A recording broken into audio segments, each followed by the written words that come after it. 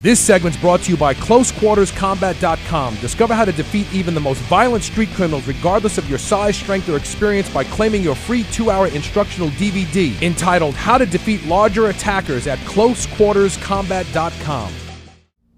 When it comes to handgun disarms, a lot of people focus so much on the technique, but there are so many other factors that go into a successful disarm of a handgun. One of those comes down to the timing of when you actually make your move to disarm an attacker with a handgun. Now, unfortunately, in an adrenalized state, in that static momentum that you have going here, or the static position where most people train from, person with gun, I'm here, I come up to disarm.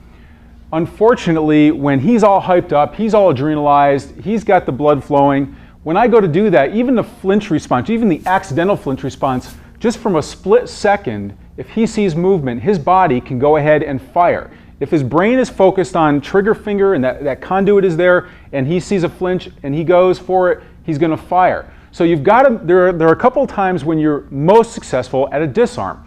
And it comes into play when you actually disengage the brain from the trigger finger. It's called a break state. It's a psychological break state that disengages this conduit. So there are two times when this actually happens. One is when he's talking and giving me direction, because his brain is not focused on the gun itself, it's focused on giving me direction and having me take a specific action. That's what his brain is focused on. The other time where there's a break state there is when I am taking that action, or when I'm talking to him. When I'm moving, he's told me to go somewhere. When I'm moving, his brain is focused on me taking the action that he gave me. The other time is when I'm talking, his brain is processing my words, and he's less likely to fire the weapon. His brain isn't engaged there. Now, one of these two break states is actually not a very good time to launch your attack, and the other one is a good one. The one that doesn't work very well is when he's talking. It is a break state, but here's the problem. When there is an adrenalized situation here, there's an attack going on, if he's talking and giving me direction, what happens is a lot of people give direction with their hands while they're talking. All right, move over there. Move over. You can see the weapon is moving there. So if I see the weapon's there, but he's giving me direction and I go for it, all of a sudden the weapon isn't there. And this can happen in a split second, because he doesn't even have to register my flinch. If I go for the disarm and he's moving at the same time and talking at the same time, I can miss that weapon. If I miss it, then he's more likely to go ahead and pull the trigger on me.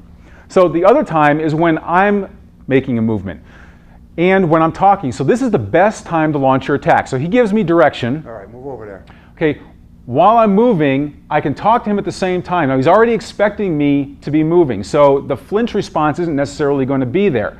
So when I talk to him, say, well, you want me to move over here?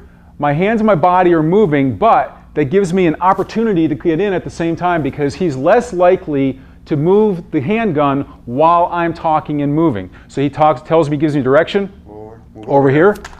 From here, I've got a much better chance of getting in for the disarm. This segment's brought to you by CloseQuartersCombat.com. Discover how to defeat even the most violent street criminals regardless of your size, strength, or experience by claiming your free 2-hour instructional DVD entitled How to Defeat Larger Attackers at CloseQuartersCombat.com.